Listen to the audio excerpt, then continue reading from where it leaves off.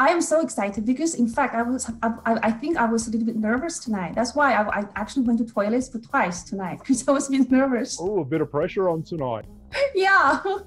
I remember the first time you came to Smashing, came for the debating. Oh, yeah. What did you think of Smashing the first times at the debating? Did you think it's a bit dodgy? What did you think? No. I remember my experience when I was at that, debating event, and I remember I was very scary because it was very, very challenging. Because we were supposed to present our views and opinions in such like heated debating context. But my instinct was telling me this is the perfect place for me to practice my public speaking skills. So that's why I came back, even though I was nervous and my voice was trembling, and I found this whole place very, very, very challenging. But I love challenge. That's why I came back. I stick around. Yeah, if you like challenge, this is definitely the club. So now you've got your gold lang light. What's been the highlight for you? What speech do you remember? What's been a highlight for you going for this gold lang light? I think there are so many speeches which I really, really like along this journey. And I think the one I love most actually is tonight, is Butterfly, for 3 reasons. Number one, I was under pressure. And to my surprise, I was really under pressure. And when you are under pressure, you would be worried about your level of performance. But for some reason, I think it's because of numerous times of practicing of speeches. So even though I was under pressure, I was nervous, but I was able to deliver a good speech. And so this actually gives me huge confidence. That is, even though you're under pressure, and the foundation or a key for a consistent good performance is practice. If you keep practicing, you will be in a certain level that would allow certain level of stress and pressure in your body, but you can still deliver. So that was my first point I learned from tonight. And secondly was because of the fantastic feedback about soft voice and vocal varieties I received from you, Bao, and from another member in this. Tao. Yes, Tao. And actually, Danish also gave me this feedback in the chat box. So, and I was able to see a blind spot of myself because I wasn't aware that I was poor in terms of vocal varieties, in terms of the soft voices. So the chances for me to test the water, to push myself out of my comfort zone, that I was able to improve in the areas of vocal varieties was a huge motivation for me. And it shows me that I think there are a couple of keys for you to improve and grow. That is really good feedback and really good role model, because just sitting here would give you opportunity to be able to witness a good speech when there's really good vocal varieties. Like tonight, I watched your speech, Bao, and I also watched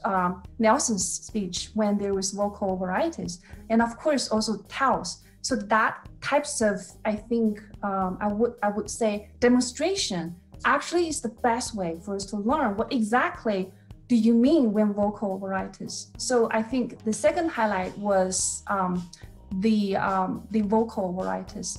And finally, I think is the team spirit. I think people are complaining about COVID-19 because they found it very boring. But guess what? In the Smash Speaking Club, people actually take huge advantages of this lockdown. Because why? Because every night, again and again, a bunch of people gathered together from different corners in Melbourne or maybe even in Australia with one vision. That is, we want to improve ourselves. We want to improve our public speaking skills. So I think this is the reason that people can grow continuously, because I know that each one here tonight really want me to pass. And each one of here actually are really excited about me. So I think that is something I will always remember, because that is one of the highlights for me tonight.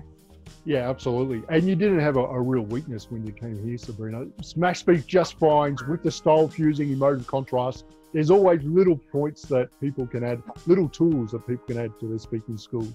And you've definitely done that. Now, tell me, what's the biggest learning for real life because that's what we practice here. We don't practice to be good speakers. We practice for good stuff in real life. How do you, what's the biggest learning for real life here for you? I found it that along the journey, after I think maybe I delivered my 8th speech, I realized that when I talk, it's very easy for me to capture the interest from people. And I think it's because this type of training would push me to speak in a structured way. Because if you really want to capture people's attention, like for example, 3 minutes, 4 minutes, 5 minutes, the best way is you actually structure your speech in your heart, and of course with the confidence, in a very relaxed manner. So I have received really good feedback from people around me that they really enjoy listening to me, and they don't mind if I just keep talking and talking and talking. So I think that's a really good sign. Why? Because in my humble opinion, for anybody who wants to be successful in academic, in corporate world, in anywhere, communication skills is the key.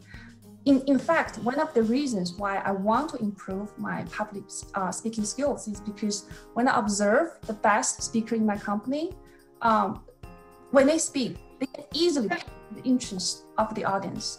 And I think there's secrets behind that. And one of the secrets is because both of them are performers. One are, I think, singer when he was a kid, and another one was a performer. I think a jazz musician.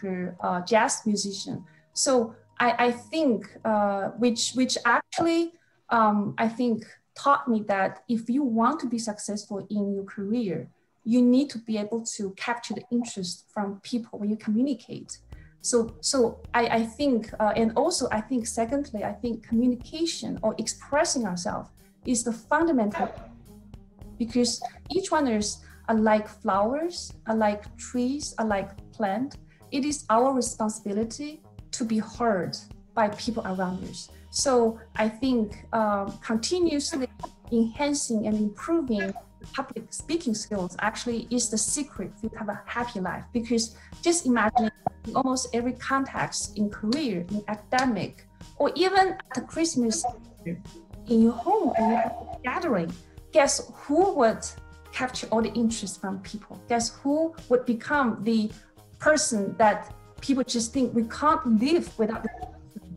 Is that one who actually can communicate, articulate, and also who actually really create that kind of energy when this person is communicating, other person found it enjoyable. So I think for me, I think absolutely, I think everything we learn here can be used in corporate world, in academic, and also just in your personal life. The only thing I'd say about that though is I feel like I come from a performance background.